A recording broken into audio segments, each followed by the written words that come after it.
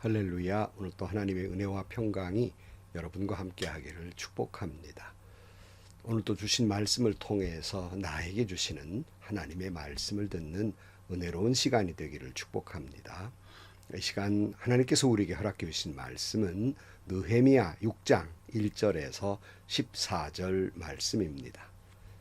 내가 성벽을 쌓아 올려 무너진 곳을 다 이었다는 말이 산발랏과 도비아와 아랍 사람 게셈과 그 밖에 우리 원수의 귀에까지 들어갔다. 그러나 그때까지도 성문들의 문짝은 만들어 달지 못하고 있었는데 산발랏과 게셈이 나에게 전가를 보내왔다.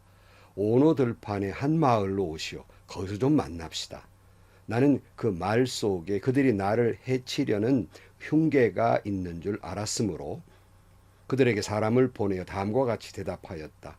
나는 지금 큰 공사를 하고 있으므로 내려갈 수 없어. 어찌 이 일을 중단하고 여기를 떠나서 당신들에게로 내려가란 말이요. 그런데도 그들은 똑같은 것을 4번씩이나 요구해오고 그때마다 나도 똑같은 말로 대답하였다.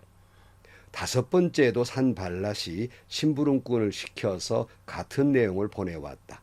심부름꾼에 가지고 온 편지는 봉하지 않았는데 그 내용은 다음과 같다. 당신과 유다 사람들이 반역을 모의하고 있고 당신이 성벽을 쌓는 것도 그 때문이라는 소문이 여러 민족 사이에 퍼져 있어. 가스무도 이 사실을 확인하였소. 더구나 이 보고에 따르면 당신은 그들의 왕이 되려고 하고 있으며 예루살렘에서 당신을 왕으로 떠받들고서 유다에 왕이 있다고 선포하게 할 예언자들까지 이미 임명하였다는 말을 들었소. 이러한 일은 이제 곧 왕에게까지 보고될 것이요. 그러니 만나서 함께 이야기합시다. 나는 그에게 회답을 보냈다. 당신이 말한 것은 사실이 아니요. 당신이 마음대로 생각하여 꾸며낸 것일 뿐이요. 그들은 우리에게 으름장을 놓았다. 그렇게 하면 우리가 겁을 먹고 공사를 중단하여 끝내 완성하지 못할 것이라고 생각한 것이다. 하나님, 나에게 힘을 주십시오. 하루는 스마야를 만나려고 그의 집으로 찾아갔다. 그는 들라야의 아들이며 무헤다벨의 손자인데 문밖 출입을 하지 않고 있었다. 그가 나에게 말하였다. 하나님의 성전으로 갑시다. 성소 안으로 들어가서 성소 출입문들을 닫읍시다. 자객들이 그대를 죽이러 올 것입니다. 그들이 밤에 와서 반드시 그대를 죽일 것입니다. 나는 대답하였다. 나 같은 사람들로 도망이나 다니란 말입니까? 나 같은 사람이 성소에 들어갔다가는 절대로 살아나올 수 없습니다. 나는 그렇게는 못합니다. 나는 그때에 그가 하나님이 보내신 예언자가 아니라는 것을 알았다. 그는 도비아와 산발락에게 매수되어서 나를 해치는 예언을 하였다. 그들이 스마야를 매수한 것은 나에게 겁을 주어 성소를 범하는 죄를 짓게 하여서 나의 명예를 떨어뜨리고 나를 헐뜯으려는 속셈이었다. 나의 하나님 도비아와 산발랏이 한 일을 잊지 마십시오. 예언자 노아다와 그 밖에 나에게 겁을 주려고 한 예언자들이 나에게 한 일을 잊지 마십시오. 아멘. 느헤미야가 예루살렘 성벽 재건이 거의 다 마무리되는 때에 성문에 문짝만 달면 다 되어 갑니다. 느헤미야의 성벽 완공에 대해서 위협을 느낀 그런 사람들이 이제 협박을 해 옵니다. 그렇게 해서 느헤미야로 하여금 성문을 달지 못하고 주저앉게 만들어서 성벽 완공을 하지 못하게 하려는 속셈이었습니다.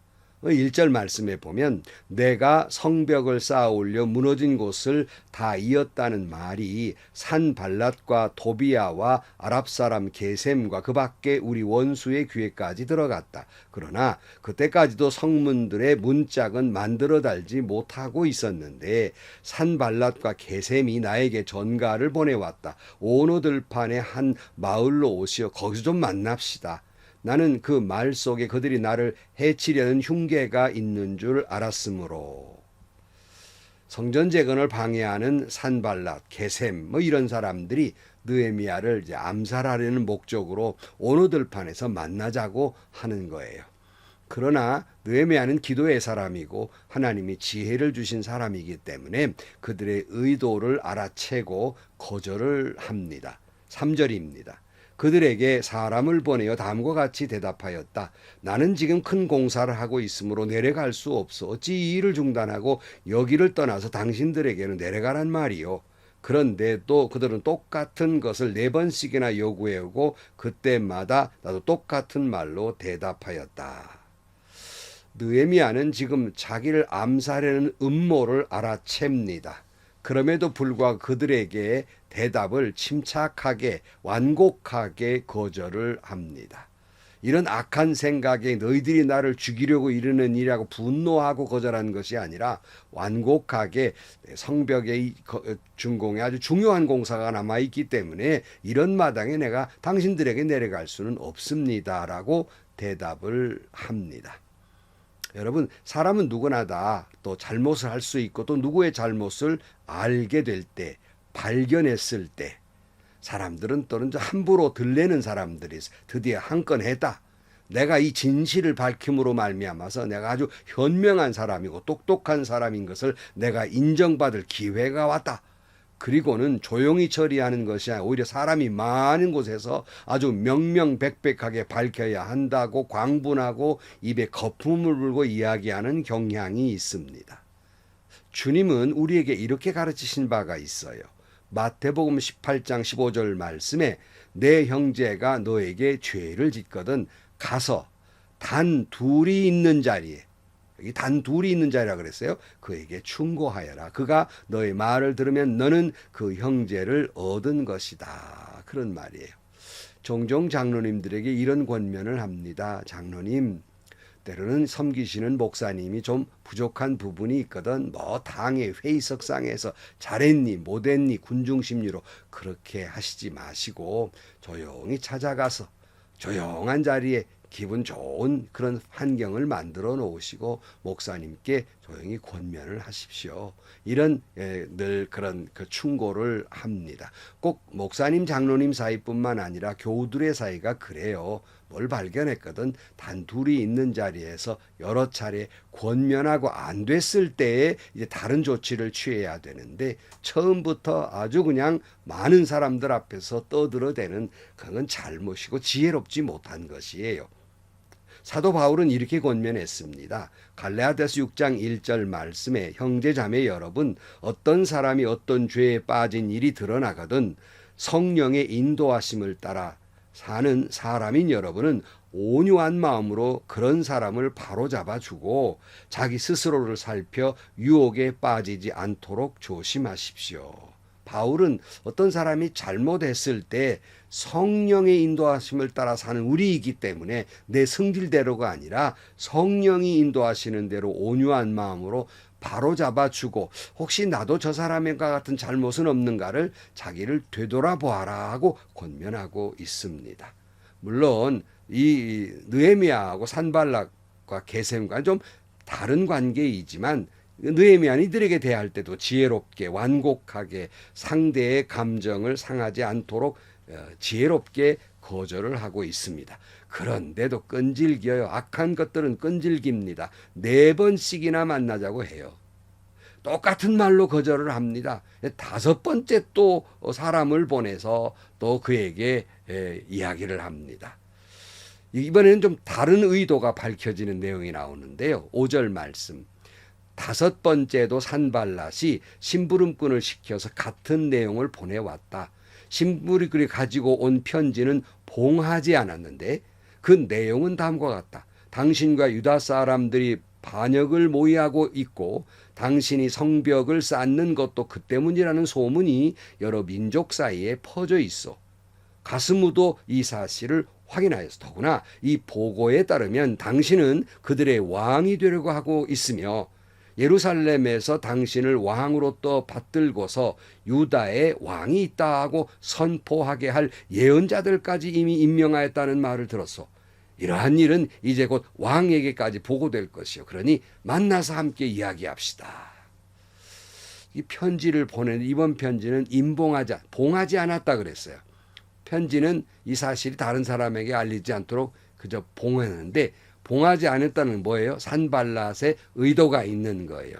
이 편지 내용이 임봉하지 않았으니까 누군가는 펼쳐볼 거 아닙니까? 그리고 이 내용을 알고 소문이 퍼지도록 공개된 편지가 돼서 느헤미야로 하여금 곤혹스럽게 만들려는 의도를 가지고 봉하지 않았어요. 두 번째 의도는 이 헛된 소문, 가짜 뉴스를 퍼지게 만들고 그를 아주 야단칩니다. 당신 지금 뭔가 반역하라는 의도를 가지고 있는 거 아니요? 그리고 당신이 스스로가 유다의 왕이 되려고 예언자들까지 세우는 거 아니요? 라고 말하면서 가짜 뉴스를 다 퍼지게 만드는 거예요. 그래서 세상을 살면서 이제 은퇴해서 살 만큼 살았다 그렇게 생각하는데요. 참 세상을 살면서 괴로웠던 것 중에 하나는 선한 의도를 가진 사람에 대해서는 악하게 해석을 하고 악한 의도를 가진 사람의 그 간교함 때문에 세상은 그 간교함 술수에 휩쓸려서 오히려 이 간교한 사람들이 힘을 얻고 자리에 오르고 권력을 가지게 될 때 참 곤혹스러울 때가 많이 있었습니다. 그러나 그럼에도 불구하고 낙심하지 아니하는 것은 하나님은 이 모든 것을 아신다는 사실이며 그 최종의 결말은 하나님이 승리하시리라는 사실이며 나는 실패했지만 하나님은 승리하시리라는 것이며 합력하여 선을 이루어서 반드시 하나님의 뜻이 이루어질 것이라는 믿음이 있기에 나는 실패했고 나는 좌절됐지만 하나님의 역사는 이루어질 것이라는 믿음이 저로 하여금 낙심하지 아니하고 힘을 얻게 했습니다. 느헤미야가 이제 반박을 해요. 8절 말씀에 나는 그에게 회답을 보냈다. 당신이 말한 것은 사실이 아니요 당신이 마음대로 생각하여 꾸며낸 것일 뿐이요.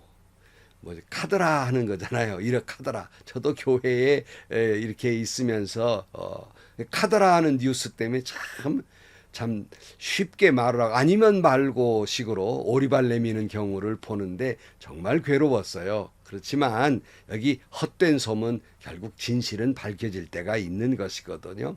자, 만나자고 해도 안 되고 헛된 소문을 내도 안 되고 으름장을 내도 안 되고 협박을 해도 안 돼요. 9절 말씀. 그들은 우리에게 으름장을 놓았다. 그렇게 하면 우리가 겁을 먹고 공사를 중단하여 끝내 완성을 못할 것이라고 생각한 것이다. 하나님 나에게 힘을 주십시오. 자, 으름장에 굴하지 아니하고 느헤미야는 도리어 기도합니다. 하나님 나에게 힘을 주십시오. 이 모든 걸 견뎌낼 수 있도록 힘을 주십시오. 그래요. 여러분 혹시라도 여러분도 이런 일을 만나셨습니까? 힘겹습니까? 괴롭습니까? 상처가 됩니까? 낙심됩니까? 기도하세요. 하나님 나에게 힘 좀 주세요. 힘 주세요. 기도하고 여러분 하나님 주신 능력과 힘으로 승리하기를 축복합니다. 근데 이렇게 안 되니까 이번에는 또 이제는 신앙적인 면을 건드려요. 그래서 제사장이며 예언하는 스마야를 매수해서 느헤미야를 도망자가 되는 추한 모습을 보이게 하고 또한 성소를 침범해서 하나님의 법을 어기게 만들려고 하는 의도를 가지고 있어요. 10절 말씀입니다. 하루는 스마야를 만나려고 그의 집으로 찾아갔다. 그는 들라야의 아들이며 무헬다벨의 손자인데 문밖 출입을 하지 않고 있었다. 그가 나에게 말하였다. 하나님의 성전으로 갑시다. 성소 안으로 들어가서 성소 출입문들을 닫읍시다. 자객들이 그대를 죽이려 올 것입니다. 그들이 밤에 와서 반드시 그대를 죽일 것입니다. 나는 대답하였다. 나 같은 사람대로 도망이나 다니란 말입니까? 나 같은 사람이 성소에 들어갔다가는 절대로 살아나올 수 없습니다. 나는 그렇게 못합니다. 그랬어요. 이 제사장 스마야가 매수를 당해가지고 거짓 예언을 한다는 말이에요. 오늘 밤에 자객이 오서 당신 죽일 터니까 나랑 같이 성전에 들어가 문을 닫아 걸고 성소에 들어가서 숨으라는 겁니다. 이때 나 같은 사람이 그래 그만한 일에 도망가란 말이요. 그 비겁자가 되란 말이요. 그리고 제사장들만 들어가는 이 성소에 내가 들어갔다가 내가 살아나오지 못할 것인데 하나님의 법을 어기란 말이요. 그럴 수는 없습니다. 라고 확고한 내용을 말을 하고 있어요. 12절 말씀입니다.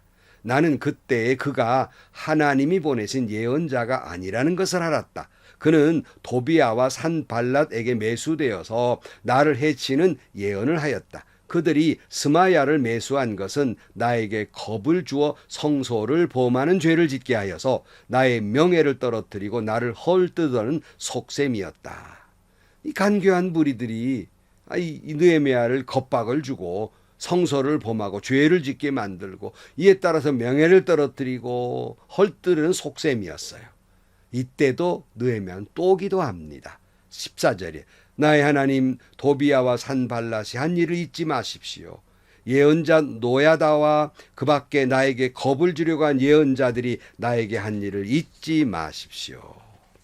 여러분, 사탄은요, 우리가 하나님의 일을 하려 할 때, 우리가 은혜 가운데 신앙생활을 할 때, 우리가 사명을 다하지 못하도록, 그 은혜 가운데 살지 못하도록 별 수단과 술수와 괴괴와 음모를 꾸미며 우리를 낙심케 만든단 말이에요. 모사를 꾸며요. 위협을 해요.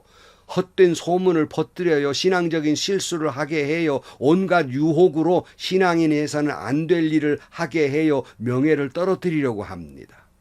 사탄이 우는 사자와 같이 지금도 여러분을 그렇게 떨어뜨리려고 하고 있단 말이에요.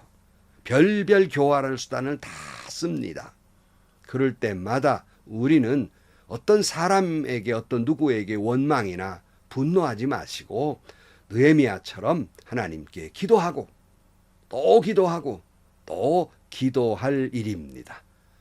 그러면 주님이 주시는 지혜와 능력 그리고 위로를 받고 그리고 끝까지 주어진 사명을 잘 감당할 수 있어요. 그러므로 하나님 제게 힘을 주옵소서. 이런 유혹도 이런 낙심케 하는 일도 이런 별별 교환한 일도 잘 분별하는 지혜와 능력과 힘을 달라고 여러분 기도하시고 사명을 끝까지 감당하시기를 축복합니다. 주님이 제자들에게 이렇게 말씀하셨죠. 마가복음 14장 38절 너희는 유혹에 빠지지 않도록 깨어서 기도하여라. 마음은 원이로되 육신이 약하구나. 아멘. 기도하시겠습니다.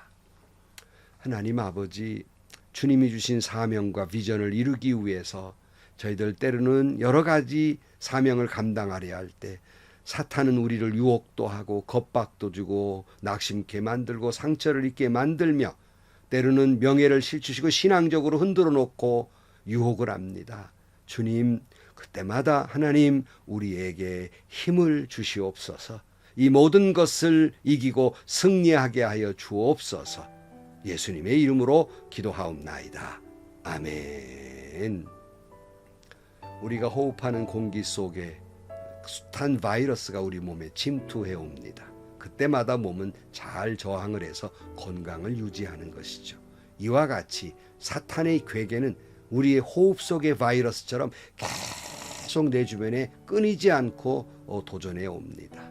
그때마다 주님 말씀대로 깨어있어 기도하라. 기도하고 사탄이 우는 사자와 같이 우리를 삼키려 해도 기도하고 또 기도하고 하나님 내게 힘 주옵소서. 감당케 해 주옵소서. 기도하시고 위로받고 능력받고 지혜롭게 되셔서 주신 사명 끝까지 감당하시기를 축복합니다. 행복하시고요. 좋은 일이 가득한 하루가 되시기를 주님의 이름으로 간절히 축원합니다.